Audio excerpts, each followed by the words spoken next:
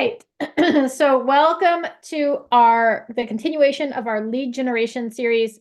Tonight we are covering seminars. So lead generation with seminars. And if you're like, Amy, what in the world do you mean by that? Well, here's what I mean, right? We talk about all the time that maybe you don't have a big circle of influence, right? Maybe you're new to the area. You don't have a lot of people to dig into locally. Maybe door knocking's not your thing. Maybe open houses seem scary and intimidating to you, right? So this could be a good way to reach out and connect with people in a way that offers value for people's time and that connection. So seminars, they can be in person or they could be online, and it's a good way to reach out to people. It could be things like first-time homebuyer seminars where you talk about the home buying process. It could be investor seminars where you talk about how to get started with a real estate investment portfolio. It could be prepping your home for sale, like tips and tricks, right? There are so many options, like really, truly, if you think about like anything that's connected to home ownership, you could do a seminar on that. So maybe it's like routine maintenance that should be done on your home and you do it as like a Zoom webinar, right? So there's so many things that you can do. And also remember that you can always pair with vendors to help cover any costs if you're going to do them on in person.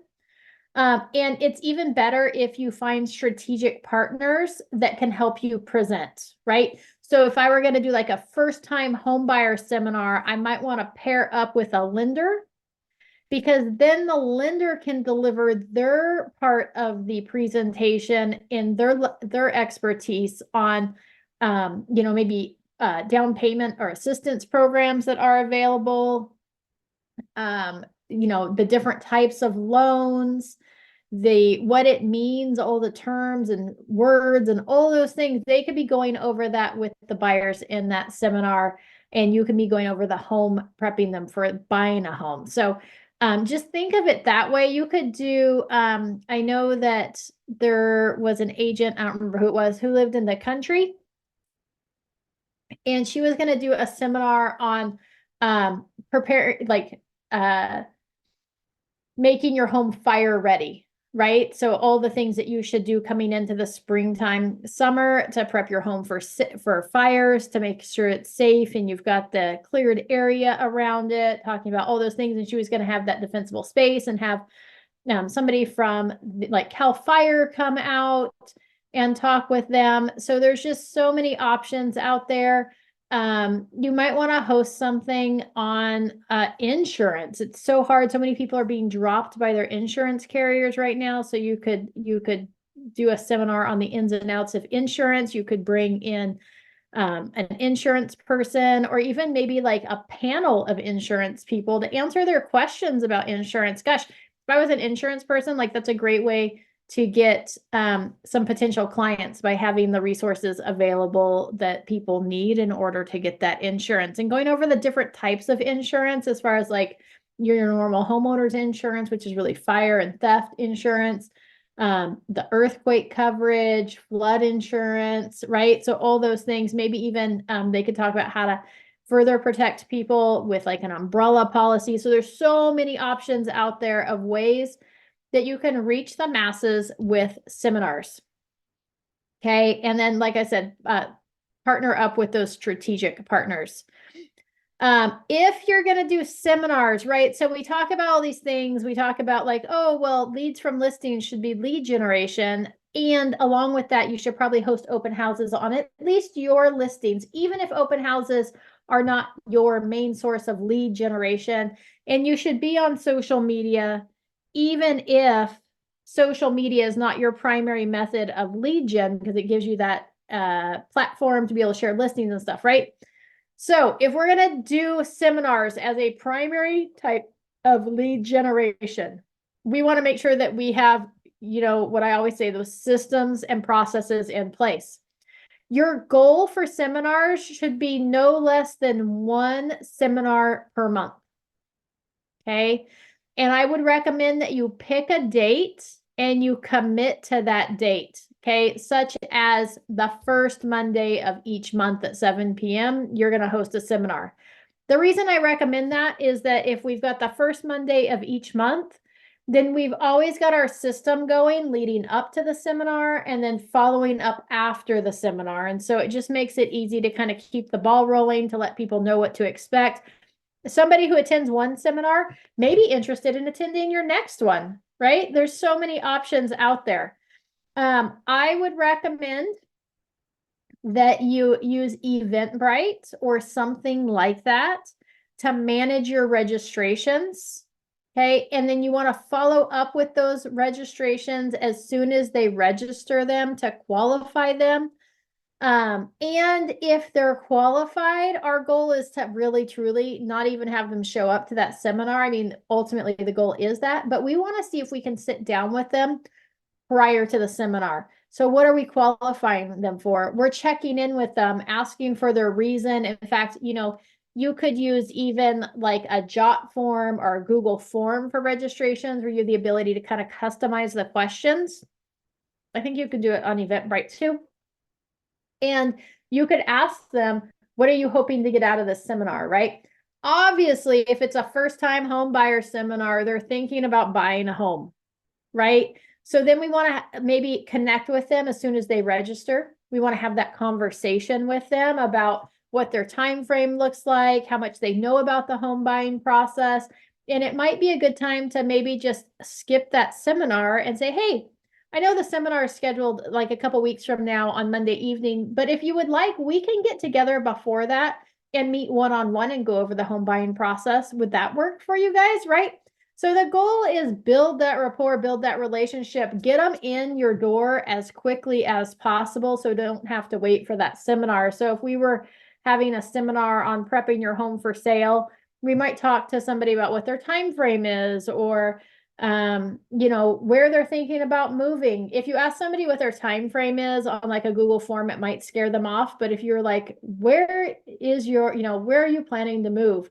Then that would give them kind of an unobtrusive question about, oh, we're getting ready to move out of state. You could even have it like multiple choice, staying in the area, moving out of state, just getting information, right? Like so many options there, but we want to try to qualify them and meet with them before the seminar. Okay. Any questions so far? All right. Go ahead. I was gonna say no. No. Okay. Fabulous. All right. So types of register, types of seminars, commit to a date. We want to market and get those registrations. So we want to have a place that people can register. We don't want people just showing up ultimately, because we want to control that information. And again, you can do it on Zoom. You can do it on a webinar platform. You can do it in person, right? So many options there. Please, please, please, if you're going to do it in person, please make sure there's somebody else there at the location with you, whether that be your vendor who's helping you put on the seminar, or whether you invite somebody that you know just to be there for safety and security. You're inviting strangers to come to an office after hours, or, whatever that is. So just make sure that you've got somebody else there for safety and security purposes. You want to make sure to promote your seminar everywhere. Okay, think about who your target audience is and target people that would be interested in that.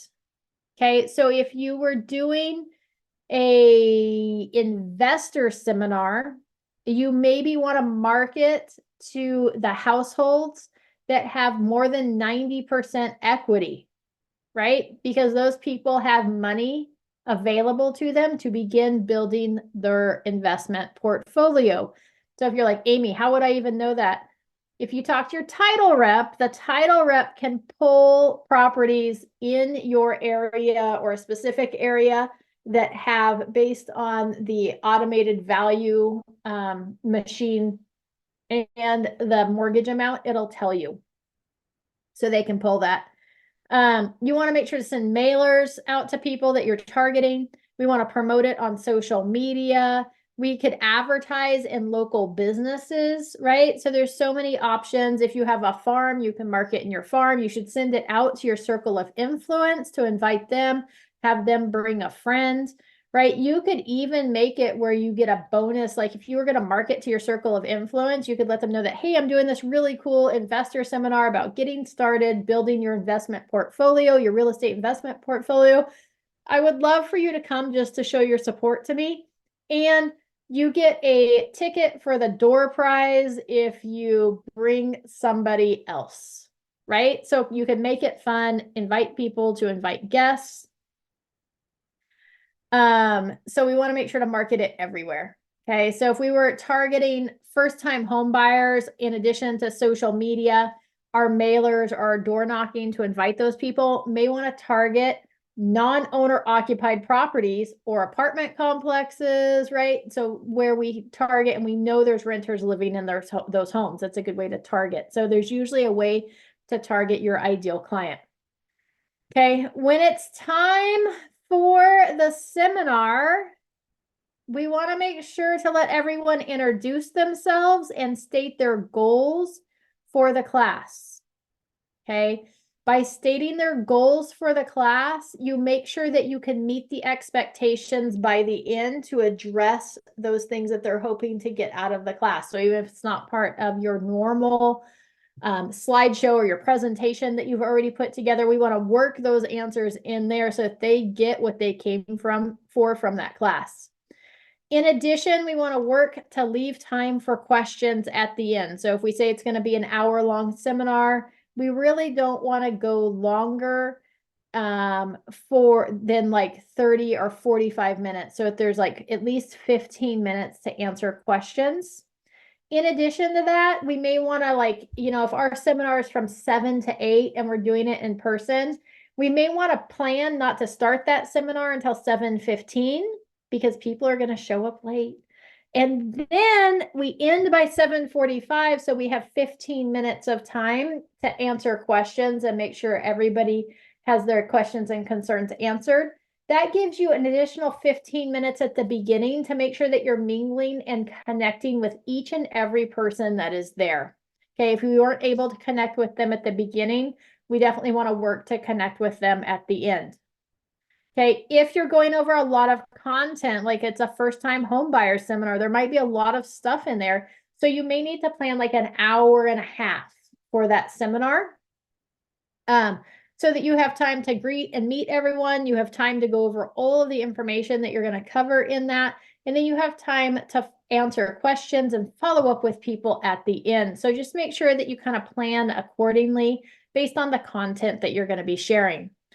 I'm going to circle back the types of seminars. I would highly recommend, just like most things that I recommend when it comes to lead generation, that you start with one seminar. Okay, and then you build from there. So let's say that you decide that, man, I am going to do a first-time home buyer seminar. I'm good with buyers. I can handle that. I know what a buyer needs to do. So that's where I'm going to start. Stick with that for like the first quarter. Do it for 3 or 4 months. Be consistent in it. Develop your systems and processes around that seminar. And then if you want to change it up the next quarter to a different topic, you could do that then. Okay. But let's not try to change up the seminar too many times at the beginning, because then instead of spending time working your systems and processes, getting people invited, figuring out what works and what doesn't work to get people to show up, you're going to be spending time trying to develop and create the seminar every month. And then you're going to forget the things that actually get people there. So I highly recommend, just like on a farm, if you're going to have a farm of 400, I recommend starting with 100, right? So all those things, I always recommend starting small and building. Same thing with seminars. Pick one, do that for the first quarter or so, or the next 12 weeks. If we're working our 12-week year, do it for the next 12 weeks, every 4 weeks or whatever that would be. And then decide if you want to continue on with the same type of seminar or whether you want to change it up. Okay, earn the right to add another seminar. And maybe down the road, you get the system down, you know what you're doing, and maybe you start hosting 2 or 3 or 4 per month, right? You could be doing 1 per week if you're getting the benefit out of them and you've developed a well-oiled system and process for that.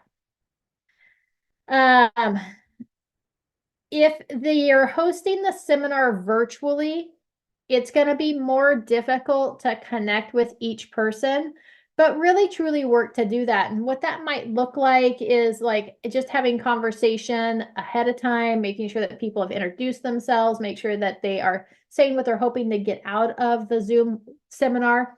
We may want to also be like direct messaging each person that has shown up to just say hi, introduce yourself, let them know if they have any questions that they're a little hesitant to, ask in the group. They can message you directly, make sure they have your contact information, right? Make that connection with them as you're waiting for people to arrive. Finally, after the seminar, you want to be the resource, right? You want to put them in your long-term interaction campaign to connect with them often and provide them value. Okay. Be strategic in your follow-up with what kind of seminar they attended, right? So for instance, a seller seminar, you may want to follow up with a market analysis report of their property. You may want to make friends with a stager and offer a free staging consultation, maybe do a drawing for a free home inspection, maybe talk about the importance of pre-sale inspections or having their house inspected by a pest inspector once a year to make sure that they're not, the pest damage isn't getting out of control, right? You could offer them services, or you could just connect them with those people and share the importance. So this gives us a great way to really target in on those people with being the resource for what they're going to need to complete that next stage. So if they were an investor, we may want to be dripping on them or interacting with them on a regular basis with investor related messages. Okay. Doesn't mean we don't still send them their monthly market update.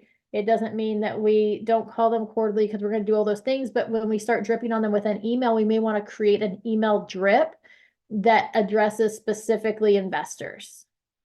Okay. So just some things to think about there. You could, just so you know, you could create like a newsletter for your database, and maybe you have like a general newsletter, and then maybe you have a newsletter designed for investors, and maybe on the one for investors, it has exactly the same information in the general one, but the subject line and the first thing on that is really talking about investing and how to get started investing, or some tips and tricks to diversify portfolios or whatever that might be, right? So that might be on our general newsletter too, but now we've moved it to the top. Or if I'm sending it out to people tagged buyers in my database, I may want to have the buyer information at the top of the newsletter, so it's pertinent to them. I may want to have the subject line something pertaining to that, so they are more likely to open it up.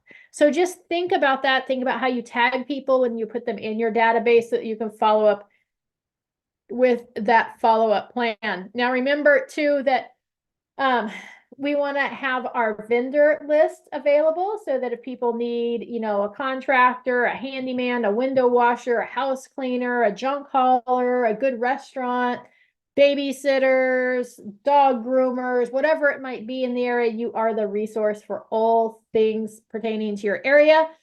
And we want to be dripping on them with at least 36 interactions per year. Okay, these people came to our webinar, we're interacting with them.